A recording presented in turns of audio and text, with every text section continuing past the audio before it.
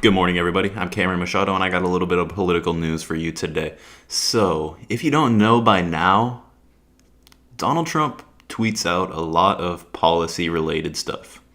One of the things that he tweeted out yesterday was about this group right here, the Islamic State of Iraq and the Levant. I don't know what the hell that means, a disaster type. That doesn't make sense. Someone is doing some really crazy editing on here.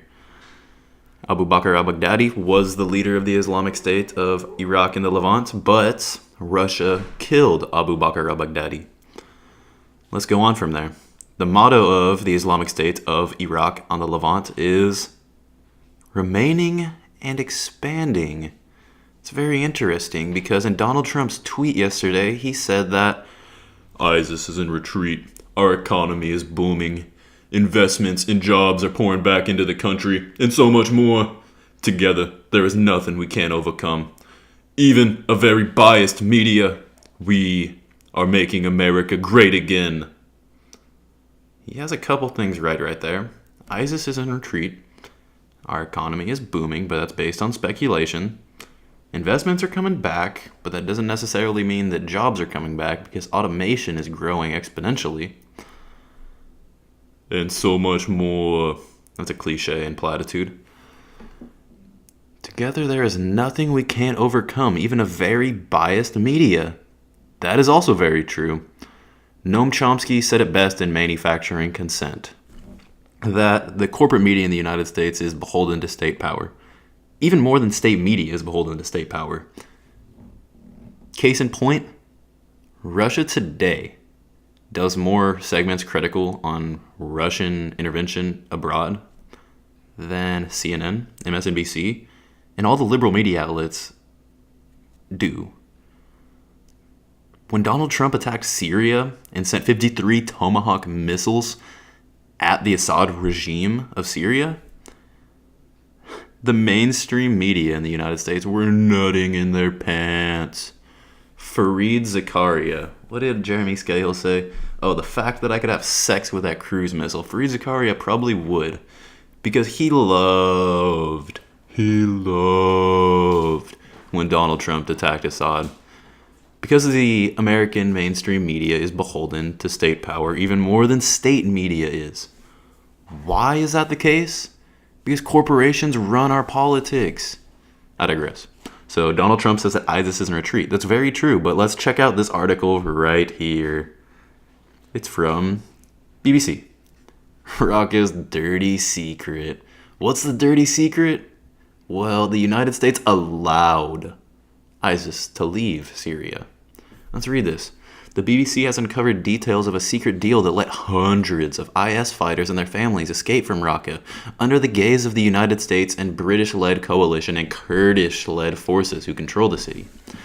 A convoy included some of IS's most notorious members, and despite reassurances, dozens of foreign fighters, some of those who have spread out across Syria, even making it as far as Turkey. So, what does this mean? Well, the United States, Britain, and the Kurdish forces that they support in Syria allowed ISIS to leave. That is a shocking development. This was back in October. I remember reading this article while eating lunch one day about the United States brokering a deal with ISIS that would allow women and children to leave Syria. Didn't say anything about the actual terrorist men fighting for the Islamic State in Syria against the Assad regime and their allies Russia, Iran, and Hezbollah of Lebanon. It didn't say anything about that. It just talked about how the U.S. brokered a deal that would allow the women and children of Syria to leave, or of ISIS to leave Syria without being killed by the regime of Bashar al-Assad. Well, as the BBC said, we helped ISIS. We allowed them to leave. We allowed the men to leave. We allowed the women to leave. We allowed the children to leave. Donald Trump attacked Syria because of the women and the children that were harmed. Ivanka Trump told Daddy about the kids in Syria that were being gassed by their own leader. But what about the protesters of DAPL, Dakota Access Pipeline, that were gassed by their own government? What about the protesters of Occupy Wall Street that were gassed by their own government? What about introspection? That is what is not used by the American establishment and the American political elite.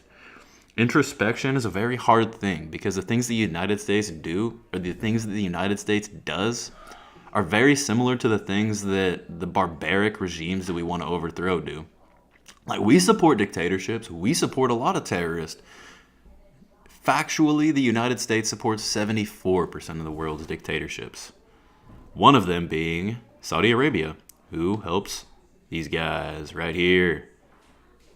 That is not a lie. That is not an exaggeration. That is just a fact of life. I hope you all have a very wonderful day.